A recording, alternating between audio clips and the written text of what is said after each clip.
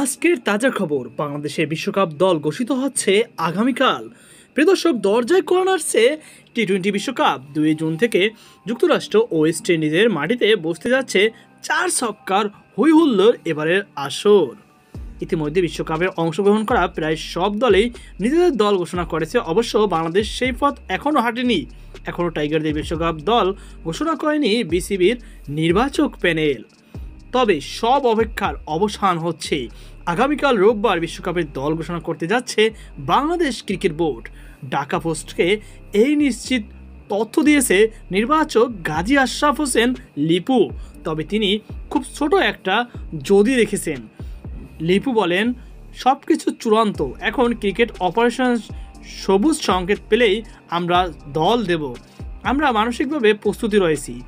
কাল ম্যাচ শেষে বিকেলের দিকে হয়তো ঘোষণা করব, যদি আমাদের নির্দেশনা দেওয়া হয়। সাম্প্রতিক সময়ে লিটন কুমার দাসের ব্যাটে রান নেই জানিয়ে অস্বস্তি রয়েছে ভক্তরা। লিটনের বিশ্বকাপ দলে থাকা নিয়ে তাই প্রশ্ন উঠেছে। এ নিয়ে জানতে চাইলে লিপু জানান, দল ঘোষণার সময় এ নিয়ে কথা বলবেন তিনি। এদিকে বিসিবির সহকারী নির্বাচক হান্নান সরকারও দল ঘোষণা নিয়ে একই কথা জানিয়েছেন ঢাকা পোস্টকে। দল ঘোষণা নিয়ে তার বক্তব্য, আমরা প্রস্তুতি আছি দল ঘোষণা করার জন্য, বাকিটা বোর্ডের সিদ্ধান্ত। যেহেতু কাল ম্যাচ আছে, বোর্ড যখন বলবে তখন দল দেব, সেটা কাল হোক আর পরশু হোক। বাংলাদেশ বিশ্বকাপ দল কেমন হতে পারে সে সম্পর্কে আভাস অবশ্য আগেই মিলেছে অধিনায়ক নাজমুল হোসেন শান্তর কথায়। দলের ওই টপ অর্ডার ব্যাটার বলেছেন, শ্রীলঙ্কা জিম্বাবুয়ে সিরিজের দলের বেশিরভাগ সদস্য যাবেন এবারের বিশ্বকাপে। বিশ্বকাপের জন্য দল ঘোষণা বাকি থাকলেও মূল আনুষ্ঠানিক কিন্তু হয়ে গেছে আগেই।